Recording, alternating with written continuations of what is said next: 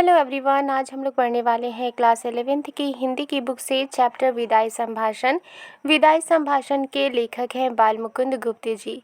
जब इंडिया में वायसराय का कब्ज़ा था, यानी कि जिस तरह से हमारे देश में प्रधानमंत्री होते हैं, राष्ट्रपति होते हैं, तो जब हमारा कंट्री, हमारा इंडिया गुलाम था, तो उस वक्त वायसराय हुआ करते थे जो कि पूरे के पूरे भारत में शासन किया करते थे। तो एक वायसराय थे, वायसराय कर्जन। उनके शासनकाल में डेवलपमेंट तो बहुत सारी हुई, लेकिन उन्होंने जिस तरह से शासन किया उससे हमारे इंडिया के लोगों पर बहुत ज़्यादा अत्याचार भी हुए थे।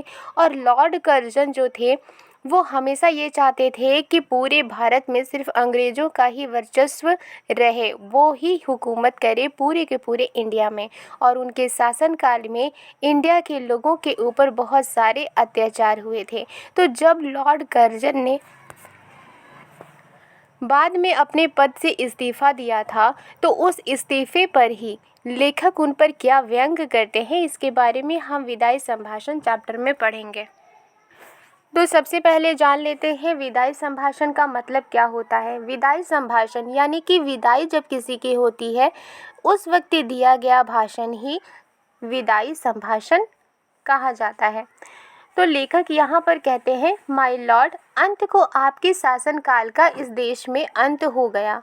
यानी कि माय लॉर्ड किसे कहा जा रहा है? लॉर्ड कर्जन को कहा जा रहा है। और लेखक कहते हैं कि लास्टली आपका जो शासनकाल था इंडिया में, भारत में, उस शासनकाल का इस देश में अंत हो गया। यानी इंडिया में अब आप वायसराय बनकर नहीं रहेंगे, अब आप इस देश से अलग होते हैं। यानी अब आप इस देश से अलग हो जाते हैं क्योंकि आपने इस्तीफ़ा दे दिया है, रिज़ाइन कर दिया है। इस संसार में सब बातों का अंत है। लेखक क्या कह रहे हैं कि चूँकि ये संसार ऐसा है, इसमें हर एक चीज़ का खात्मा ज़रूर है, हर चीज़ों का अंत ज़रूर है। और संसार में सारी की सारी बातें, जो भी संसाधन है, जितनी भी बातें हैं, उनका अंत होता है। इससे आपके शासनकाल का भी अंत होता, चाहे आपकी एक बार की कल्पना के अनुसार आप यहाँ के चिरस्थायी वायसराय भी हो जाते। तो लेखक कहते हैं कि चूँकि इस संसार में सभी बातों का अंत है, सभी बातों का खात्मा है, इसलिए आपका जो शासनकाल है उसका भी अंत होना निश्चित था। चाहे अगर आप ये सोच लेते हैं कि आप चिरस्थायी वायसराय भी हो जाते, यानी कि आप पूरी ज़िंदगी अगर आप वायसराय बनकर भी रहते, फिर भी आपका शासनकाल का अंत ज़रूर होना था। किंतु इतनी जल्दी वो समय पूरा हो जाएगा, ऐसा विचार ना आप ही का था, ना इस देश के निवासियों का। अब लेखक कहते हैं कि चूँकि आपके शासनकाल का अंत तो होना ही था, कभी न कभी आपका शासन इस देश से जाना ही था, लेकिन वो समय इतनी जल्दी आ जाएगा, ऐसा ना आपने सोचा था और ना इस देश के निवासियों ने सोचा था। इससे जान पड़ता है कि आपके और यहाँ के निवासियों के बीच में कोई तीसरी शक्ति और भी है, जिस पर यहाँ वालों का तो क्या, आपका भी काबू नहीं है। तो जैसा कि लॉर्ड कर्जन ने इस्तीफ़ा दिया था, तो इसीलिए यहाँ पर लेखक कहते हैं कि जिस तरह से आप इतनी जल्दी इस्तीफ़ा देंगे, ना ये आपको पता था और ना ही देश के निवासियों को। तो इससे एक बात ये पता चलता है कि आपके और यहाँ के निवासियों के बीच, यानी भारतवासियों के बीच में कोई तीसरी शक्ति ज़रूर है, जिस पर यहाँ वालों का तो क्या, आपका भी काबू नहीं है। यानी भारत के लोगों का तो काबू है ही नहीं, आपका भी काबू नहीं है। और किसकी वजह से लॉर्ड कर्जन को इस्तीफ़ा देना पड़ा था? वहाँ अब उनके अपने देश इंग्लैंड से ऑर्डर आया था, इस वजह से लॉर्ड कर्जन ने अपना इस्तीफ़ा दिया था, क्योंकि वो सारे के सारे अंग्रेज़ों को ही मेंबर बनाना चाहते थे और उन्होंने बंगाल का भी विभाजन किया था। ठीक है, तो वो हमेशा अंग्रेज़ों का ही वर्चस्व बनाए रखना चाहते थे इंडिया में। तो उनका ये विरोध उनके ही कंट्री में भी हुआ, ठीक है, जिसकी वजह से उन्हें अपना इस्तीफ़ा देना पड़ा था। तो यहाँ पर लेखक यही कहते हैं कि जिस तरह से आपने अपना इस्तीफ़ा दिया है, इससे ये जान पड़ता है कि आपके और यहाँ यानी हमारे भारत देश के निवासियों के बीच में कोई तीसरी शक्ति ज़रूर है, जिस पर ना यहाँ के लोगों का काबू है और ना आपका भी काबू है। अब लेखक कहते हैं, बिछड़न समय बड़ा ऋणोत्पादक होता है, आपको बिछड़ते देखकर आज हृदय में बड़ा दुख है। अब लेखक कहते हैं कि बिछड़न समय यानी जब कोई बिछड़ता है, जब कोई किसी से दूर होता है, तो वो जो क्षण होता है, वो समय होता है, बहुत ही दुख भरा होता है। और आपको बिछड़ते हुए देखकर आज हम लोगों के दिल में बहुत बड़ा दुख है, क्योंकि हमारा जो भारत है, भारत के जो निवासी हैं, वो हमेशा ही उनके दिलों में भाव होता है, यानी हमारे दिलों में दूसरों के प्रति इज्जत होती है। तो आप जब बिछड़ रहे हैं, आपका शासनकाल का अंत हुआ है, आप यहाँ से जा रहे हैं, आपको बिछड़ते देखकर आज हमारे दिल में भी बहुत ज़्यादा दुख है। माय लॉर्ड, आपके दूसरी बार इस देश में आने से भारतवासी किसी प्रकार प्रसन्न ना थे। तो लॉर्ड कर्जन जो थे, वायसराय कर्जन जो थे, वो 2 बार वायसराय बने थे। तो लेखक कहते हैं कि जब आप दूसरी बार वायसराय बनकर भारत आए थे, तो आपके आने से भारत के वासी खुश नहीं थे। वे यही चाहते थे कि आप फिर ना आवें। यानी ऐसा क्यों चाहते थे भारतवासी कि दोबारा से लॉर्ड कर्जन वापस ना आए? क्योंकि लॉर्ड कर्जन ने यानी कि वायसराय कर्जन ने बहुत अत्याचार किए थे भारत के लोगों के ऊपर। इसलिए भारतवासी चाहते थे कि वायसराय कर्जन दोबारा वायसराय बनकर इंडिया नहीं आए, भारत ना आए। पर आप आए और उससे यहाँ के लोग बहुत ही दुखित हुए। लेकिन वो दोबारा से वायसराय बनकर आते हैं और उनके वायसराय बनकर आने पर भारत के वासी बहुत ज़्यादा दुखी होते हैं। वे दिन रात यही मनाते थे कि जल्द श्रीमान यहाँ से पधारे।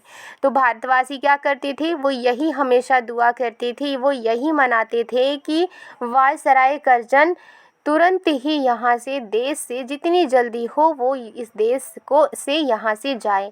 पर अहो, आज आपके जाने पर हर्ष की जगह विषाद होता है। यानी लेकिन जब आप आज जा रहे हैं तो उस जगह खुश होने की बजाय अभी दुख हो रहा है। इसी से जाना कि बिछड़न समय बड़ा करुणोत्पादक होता है, बड़ा पवित्र, बड़ा निर्मल और बड़ा कोमल होता है। अब लेखक कहते हैं कि जब आप जा रहे हैं तो खुशी के बजाय दुखी महसूस हो रहा है। इसी से हम लोगों ने जाना कि जो बिछड़ने का समय होता है वो करुणोत्पादक होता है, दुख से भरा होता है, लेकिन बड़ा पवित्र होता है, बड़ा निर्मल होता है, सॉफ्ट होता है, कोमल होता है। ऐसा क्यों कहा है उन्होंने? क्योंकि जब कोई दुश्मन भी किसी से बिछड़ कर जाता है तो भले ही उसने कितने ही अत्याचार किए हों, लेकिन जो बिछड़ने का वक्त होता है वो बहुत ही ज़्यादा दुख भरा होता है। ऑटोमेटिक हम भारतवासियों के दिलों में दया भाव उत्पन्न हो जाती है। वैर भाव छूटकर शांत रस का आविर्भाव उस समय होता है। तो लेखक यहाँ कहते हैं कि जो वैर भाव होता है यानी जो दुश्मनी होती है वो छूट जाती है और दुश्मनी की जगह पर हमारा शांत जो दिल जो है वो शांत होता है और उसी वक्त दिल में मोहब्बत का आविर्भाव होता है, मोहब्बत जन्म लेती है। माय लॉर्ड का देश देखने का इस दीन ब्राह्मण को कभी इस जन्म में सौभाग्य नहीं हुआ। लेखक कहते हैं कि वायसराय कर्जन का देश उनका कौन सा है? इंग्लैंड। तो उस देश को देखने का इस दीन ब्राह्मण यानी कि इस गरीब ब्राह्मण को कभी इस जन्म में सौभाग्य नहीं हुआ। यानी इतने लकी नहीं है हम कि हम आपके देश को जाकर देख सकें। इससे नहीं जानता कि वहाँ बिछड़ने के समय लोगों का क्या भाव होता है। और जबकि हम लोग आपके देश नहीं जा पाए हैं, यानी जो लेखक हैं वो खुद के बारे में कहते हैं कि जब मैं आपका देश नहीं गया हूँ, मुझे सौभाग्य ही नहीं मिला है, मैं इतना लकी नहीं हूँ कि मैं आपके देश जा पाऊँ। तो ना आपके देश ना जाने की वजह से मैं ये नहीं जानता कि आपके देश में जब कोई किसी से बिछड़ता है तो उस वक्त लोगों का क्या भाव होता है। पर इस देश के पशु पक्षियों को भी बिछड़ने के समय उदास देखा है। किस देश के पशु पक्षियों को? तो भारत देश के पशु पक्षियों को बिछड़ने के समय भी उदास देखा है। अब वो आगे कहते हैं कि एक बार शिव शंभू के 2 गाय थीं, उनमें एक अधिक बल वाली थी, यानी कि एक गाय जो थी वो बहुत ज़्यादा ताकतवर थी। वो कभी कभी अपने सींगों की टक्कर से दूसरी कमज़ोर गाय को गिरा देती थी। तो जो बल वाली गाय थी, जो ताकतवर गाय थी, वो दूसरी कमज़ोर गाय को हमेशा टक्कर मार देती थी और गिरा देती थी। आगे वो कहते हैं कि एक दिन वो टक्कर मारने वाली गाय पुरोहित को दे दी गई। अब जो बल वाली गाय थी, जो ताकतवर गाय थी, वो उसे पुरोहित को दे दिया गया। देखा कि दुर्बल गाय उसके चले जाने से प्रसन्न नहीं हुई, वरंच उस दिन वो भूखी खड़ी रही। जब उस बलशाली गाय को बेच दिया गया, यानी पुरोहित को दे दिया गया, तो ये देखा गया कि जो दुर्बल गाय थी, जो कमज़ोर गाय थी, उस बल वाली गाय के चले जाने पर वो खुश नहीं हुई। और वो क्या उसने किया? वो दिन भर भूखी ही रही और उसने चारा तक नहीं छुआ। अब लेखक कहते हैं कि माय लॉर्ड, जिस देश के पशुओं के बिछड़ते समय ये दशा होती है, वहाँ मनुष्यों की कैसी दशा हो सकती है, इसका अंदाज़ा लगाना कठिन नहीं है। यानी कि लॉर्ड कर्जन को वो कहते हैं कि जिस देश के पशुओं के बिछड़ते समय, यानी ये जो भारत देश है, इसमें अगर एक पशु भी किसी पशु से अलग होता है, बिछड़ता है, तो वो भी दुखी हो जाता है। तो इस देश के मनुष्य की क्या दशा हो सकती है, मनुष्य को कितना दुख होगा, इसका अंदाज़ा लगाना मुश्किल नहीं है। आगे भी इस देश में जो प्रधान शासक आए, अंत में उनको जाना पड़ा। यानी आपसे भी पहले जितने भी शासक आए इस देश में, अंत में उनको भी जाना पड़ा। इससे आपका जाना भी परंपरा की चाल से कुछ अलग नहीं है। तथापि आपके शासनकाल का नाटक घोर दुखांत है। और अधिक आश्चर्य की बात यह है कि दर्शक तो क्या, स्वयं सूत्रधार भी नहीं जानता था कि उसने जो खेल सुखांत समझकर खेलना आरंभ किया था, वो दुखांत हो जाएगा। तो लेखक यहाँ पर कहते हैं कि चूंकि जितने भी प्रधान शासक आए थे, लास्ट में उनको भी जाना पड़ा। तो ये एक परंपरा है, यानी कि जो आता है उसे जाना भी पड़ता है। और इसी परंपरा के अनुसार भी आप गए, और इस परंपरा से भी आप कुछ अलग नहीं है। इसी परंपरा की वजह से भी आप आए भी और अब आप जा भी रहे हैं।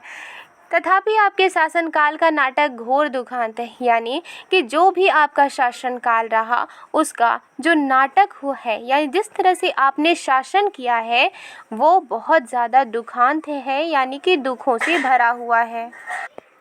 और ये आश्चर्य की बात है, ये सरप्राइज़ की बात है कि जो दर्शक है, यानी कि जो दर्शक कौन, जो उनके शासनकाल के अंतर्गत जितने भी भारतवासी थे, उन्होंने जो भी आपके शासनकाल को जिसने देखा है, वो तो क्या, स्वयं सूत्रधार भी नहीं जानता था। यानी कि जिसकी वजह से आप बैठे थे शासनकाल में, आप भी नहीं जानते थे कि जो खेल सुखांत समझकर आरंभ किया गया था, ये सुखांत समझकर मतलब कि जो अंग्रेज़ थे वो चाहते थे कि अंग्रेज़ों का ही शासन हमेशा चलता रहे। और जो भी शासनकाल में, अपने शासनकाल में उन्होंने जो भी काम किए हैं, तो उन्होंने समझा कि ये अंग्रेज़ों के लिए सुख होने की बात है, सुखी करने की बात है।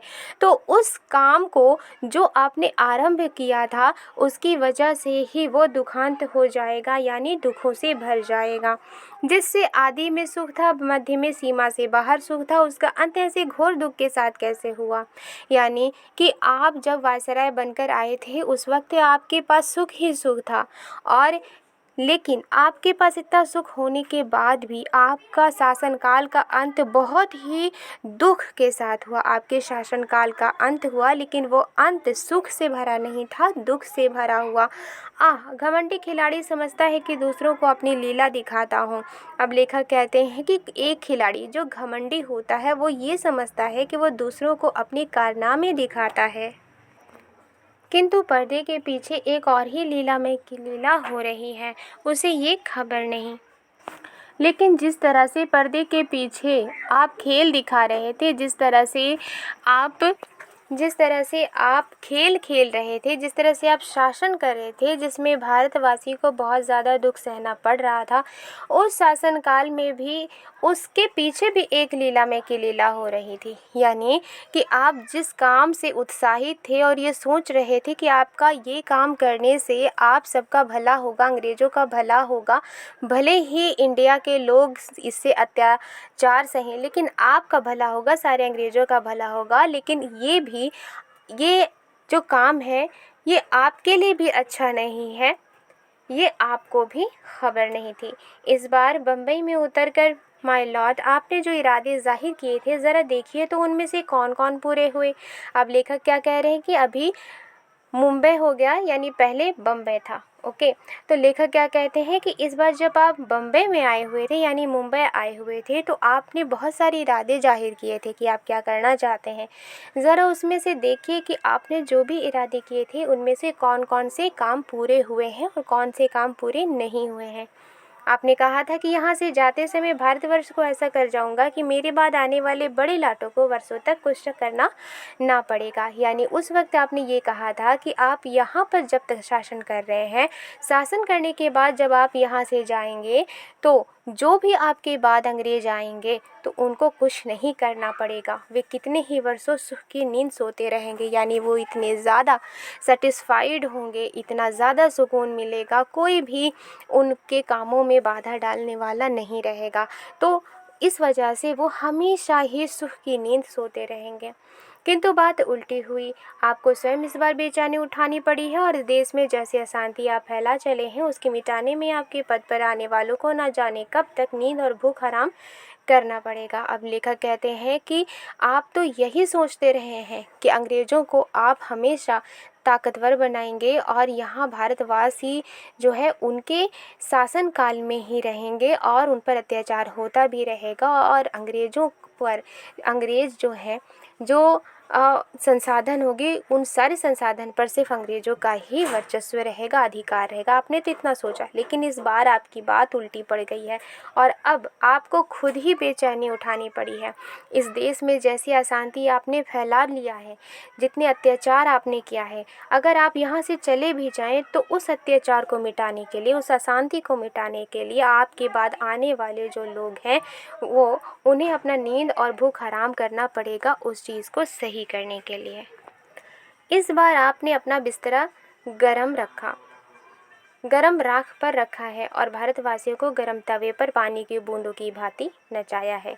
यानी इस बार जब आप आए हैं तो आपने अपना बिस्तरा गरम राख पर रखा है, यानी कि आप आए तो सही है लेकिन अब आपने जो भी काम किया है वो सही नहीं किया है और भारतवासियों को आपने गरम तवे पर पानी की बूंदों की भांति नचाया है। आपने इतने अत्याचार किए हैं कि भारतवासी तंग आ गए हैं।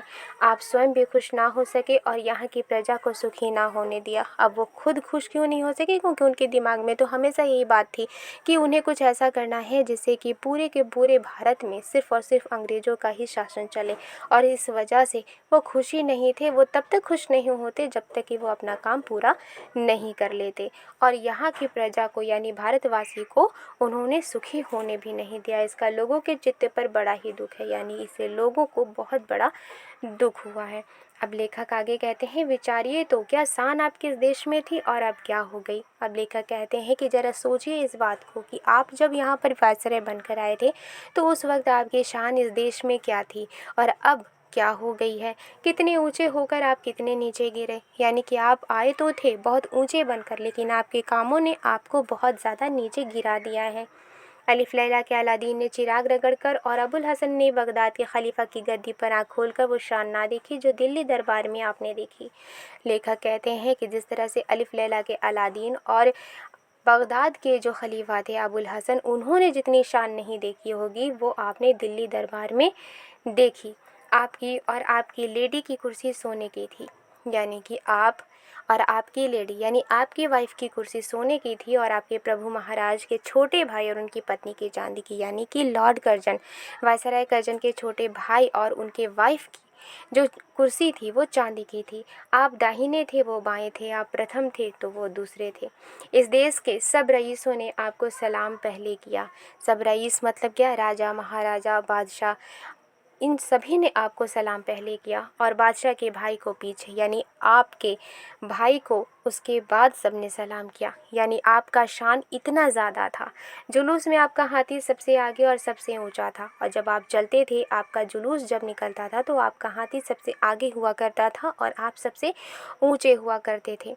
हौदा, चवर, छत्र आदि सबसे बढ़ चढ़ कर थे। यानी हौदा मतलब जो हाथी के ऊपर जो एक आसन बिछाया जाता है उसे हौदा कहते हैं, ठीक है।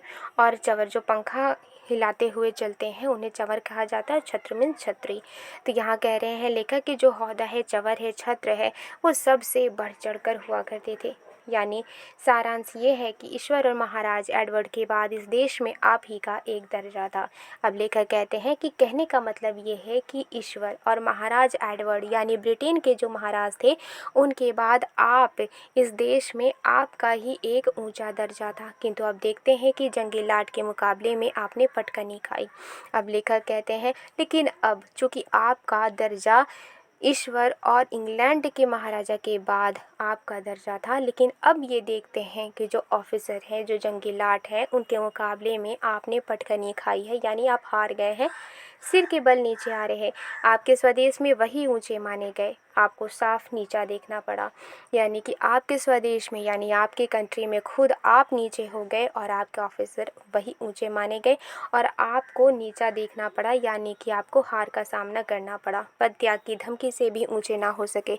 यानी कि जो वायसराय कर्जन है उन्होंने अपनी बात को मनवाने के लिए इतनी धमकी दी थी कि वो अपने पद का त्याग दे देंगे, वो त्याग पत्र दे देंगे, लेकिन उनकी इस धमकी से भी कोई असर नहीं हुआ और वो उन्हें अपना त्याग पत्र देना पड़ा। तो आज के लिए बस इतना ही। नेक्स्ट पार्ट में हम लोग पार्ट 2 कंप्लीट करेंगे। वीडियो पसंद आई है तो लाइक एंड सब्सक्राइब करना मत भूलिएगा। मिलती हूँ नेक्स्ट पार्ट में, नेक्स्ट वीडियो में। Thank you.